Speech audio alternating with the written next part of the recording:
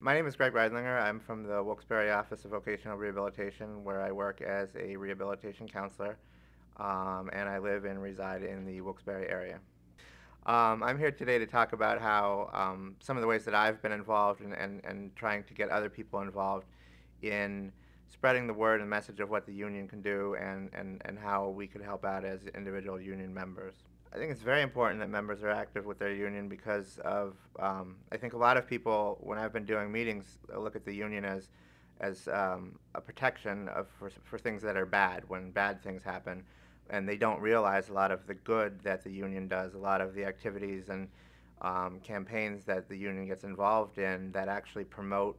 um, a better workplace and a better overall society for them. So I think those are some general things. I think over the past year with some of the more major issues, we've seen people get more involved with going to rallies, actually sitting down and speaking physically with legislators or their representatives to try to get their point across. So people are trying to do a more personal, face-to-face um, campaign of their issues rather than writing letters while they're continuing to do that as well. I think some of the more fundamental things that people could do, obviously each office should have a union point of contact that people could use to gather information from. People could attend local chapter meetings, things like that. Be more involved with reading newspapers, magazines, watching the news, watching different news shows dealing with some of the issues that would impact them as a worker. So there's a lot that you could do, both at work and at home, that that helps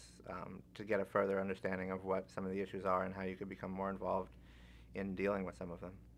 Over the last year or so, I've actually made a lot of effort to go out to different offices within my agency and hold meetings and try to get people more involved and more aware of what some of the issues are that are relevant, not only at a statewide or national level, but more relevant to our agency,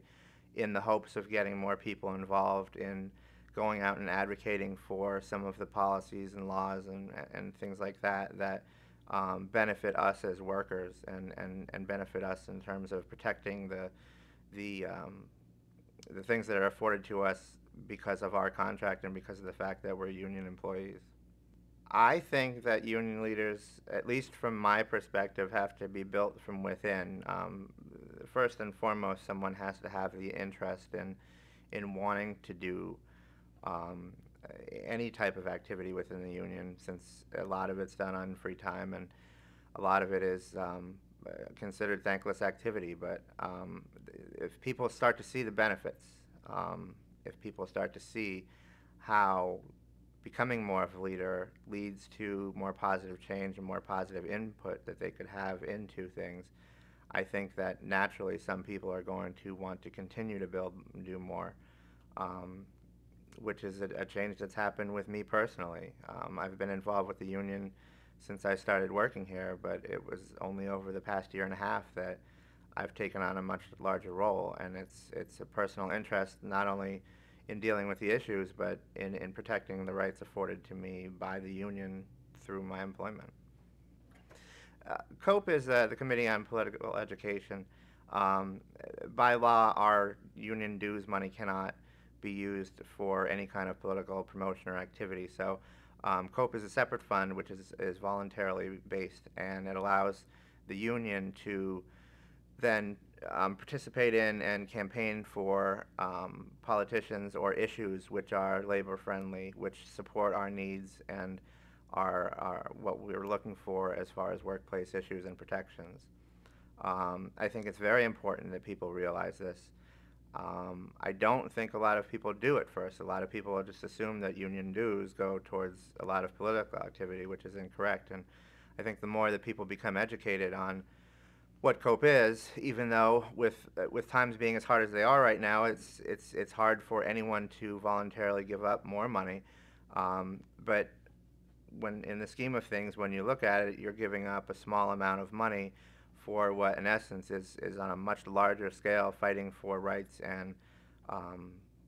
protections that assure that you have the job and you have the salary and the benefits that you do.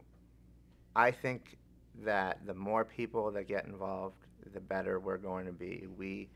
all share some common interests. we have different thought processes, different backgrounds, different political affiliations. But when it comes down to it, we're all sharing some of the same common interests, that we want the rights that are afforded to us under our contract, for our own protection, for our livelihood, to support families and friends and things like that. And I think the more that people get involved, um, the better and the stronger the voice that we're going to have. Um, I think that people truly need to realize that the more people that get involved, the stronger we're going to be, and not just that the union functions in and of itself, because we pay our union dues each check. Um, I think it's vital that more and more people get involved, and I personally have seen it in my office, which had very little involvement, and as some of these more significant issues come up, and things are threatened to be taken away from us, both at work and through other means. I've personally have seen more people be involved, and I think that we have a much stronger voice in our office. And I could speak from my agency statewide that we have a much stronger voice because of more and more people getting involved, which, like I said, can only lead to bigger and better things for us as a whole. If someone, being a past steward and still an active